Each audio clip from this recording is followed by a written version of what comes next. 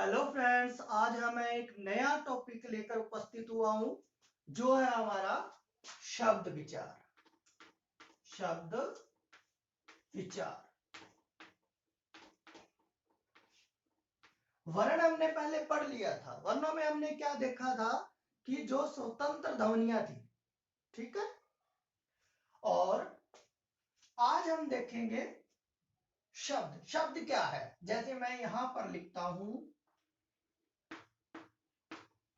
मोहन, ठीक है।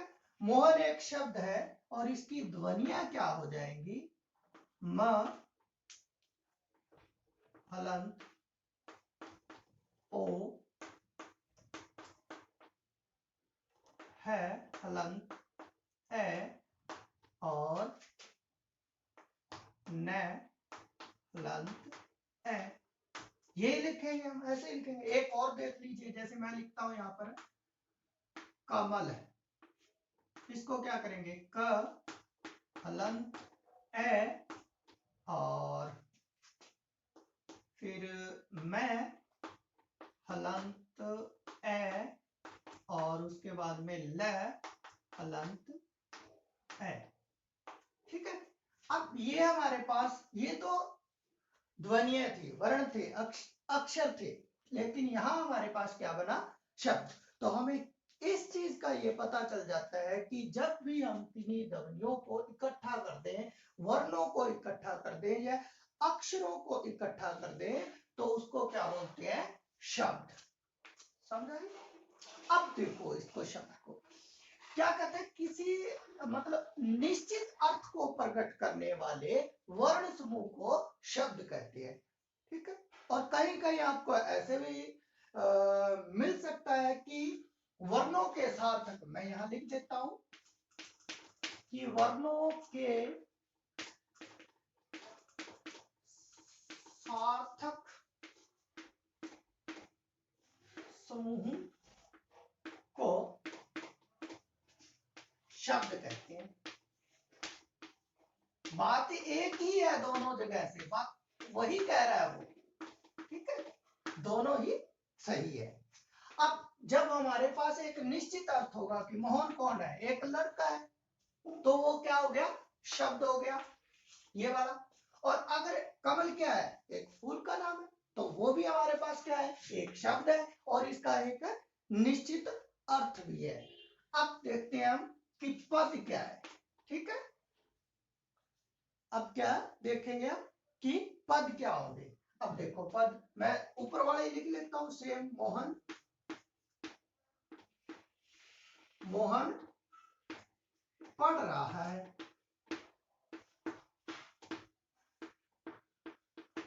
ठीक है। अब परिभाषा पे आओ इसकी। क्या कह रहा है वो कहता है कि जब शब्दों का प्रयोग वाक्य में किया जाता है, दोबारा फिर देख लो, कि जब शब्दों का प्रयोग वाक्य में किया जाता है तब पद कहलाते हैं, ठीक है। जैसे मैंने यहां पर मोहन लिया, इसी मोहन को, ये अगर इसको मैं अकेला रखता हूं तब तो ये है शब्द। यहां तो ये था शब्द, अकेला था। लेकिन हमने जब इस मोहन को वाक्य के अंदर प्रयोग कर दिया तो फिर क्या बन गया? ये पद। क्या बन गया? पद, ठीक है। परिभाषा भी हमें क्या कहती है कि जब शब्दों का प्रयोग वाक्य में किया जाता है तो क्या हो जाते हैं? वो पद हो जाते हैं, पद कहलाते हैं। इसी तरह जैसे कमल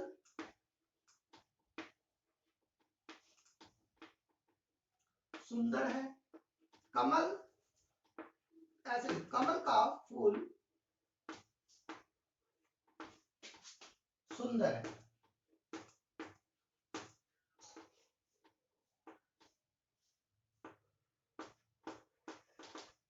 ठीक है। अब यहां पर कमल क्या है? यदि ये वाक्य के अंदर है फिर तो पद है, और अगर वाक्य में नहीं है, अकेला मैं कमल लिखता हूं, तो क्या है? शब्द है। समझ आया? इतना समझ आया? चलो फिर आगे करते हैं।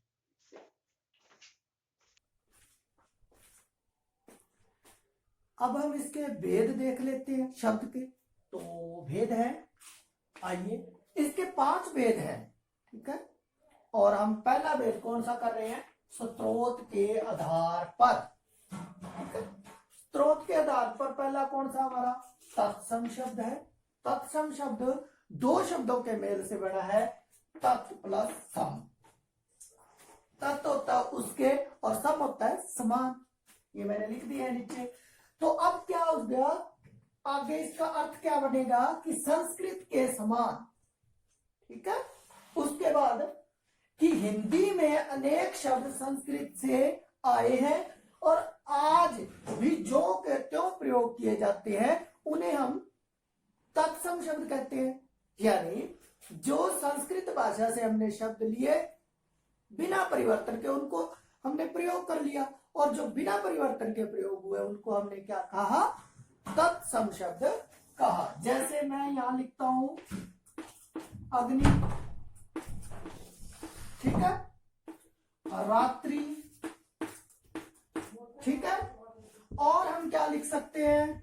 जैसे मैं लिख देता हूं यहां ग्राम, और एक लिख देता हूं मैं यहां पर हस्त, ठीक है।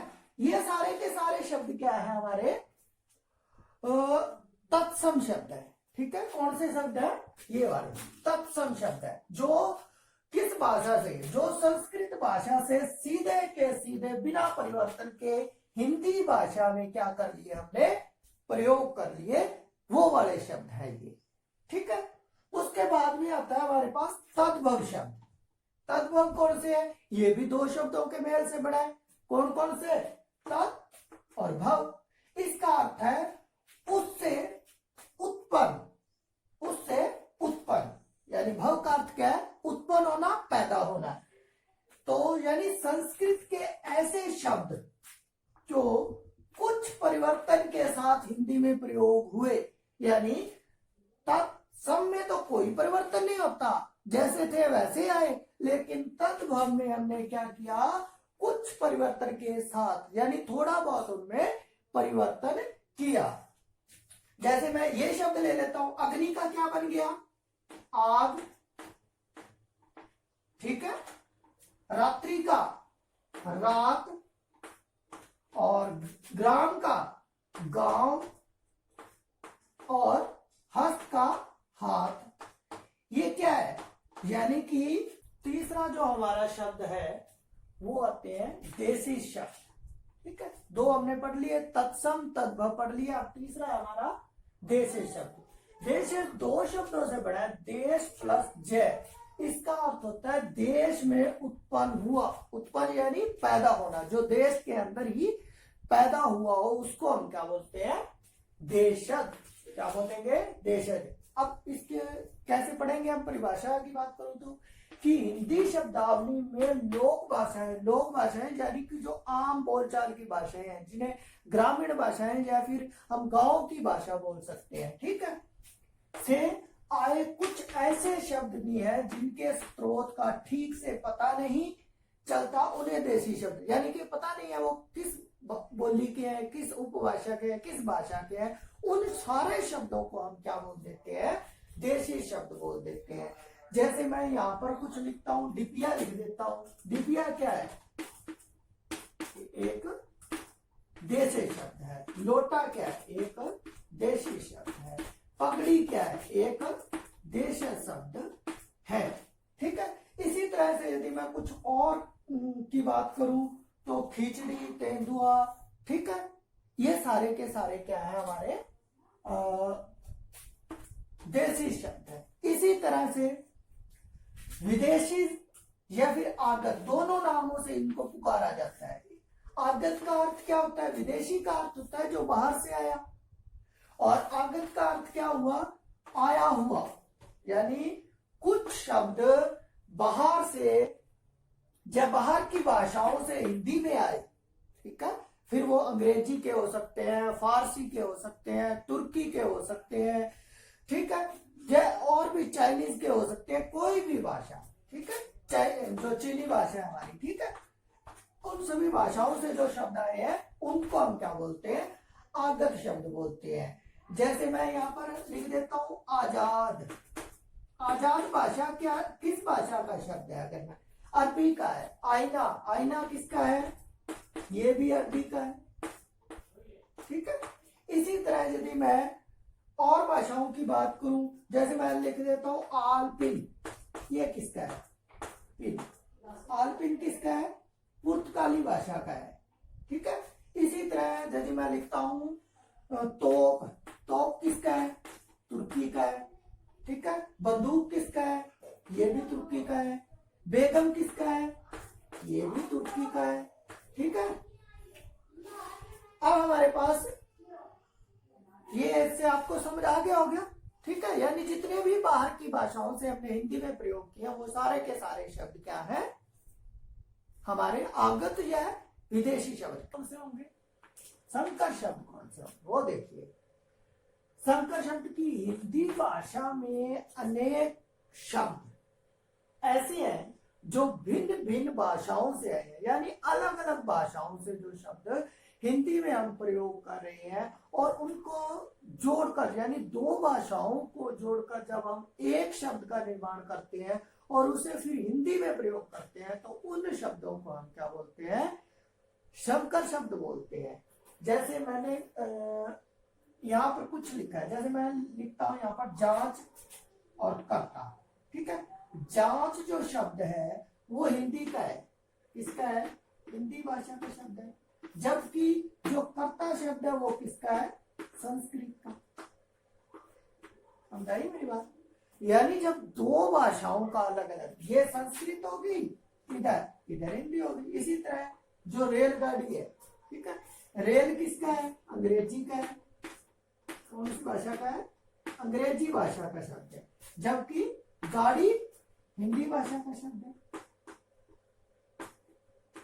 समझ आई मेरी बात? इसी तरह जैसे डाकघर है। ठीक है। डाक किसका है? डाक किसका है? ये डाक, ये हो जाएगा फारसी का, और घर हो जाएगा हिंदी का। ठीक है। माल किसका है? हिंदी का, और गोदाम किस भाषा का शब्द है? पुर्तगाली का। ठीक है। पुर्तगाली। टिकट अंग्रेजी का और घर हिंदी का। समझे? अगर वीडियो अच्छी लगी हो तो लाइक करें और नीचे जो लाल बटन दिखाई दे रहा है उसको दबाएं, सब्सक्राइब करें और बेल आइकन भी दबा लें ताकि मैं और जो वीडियो डालूं वो आप तक उनके नोटिफिकेशन पहुंचते रहे। बाय।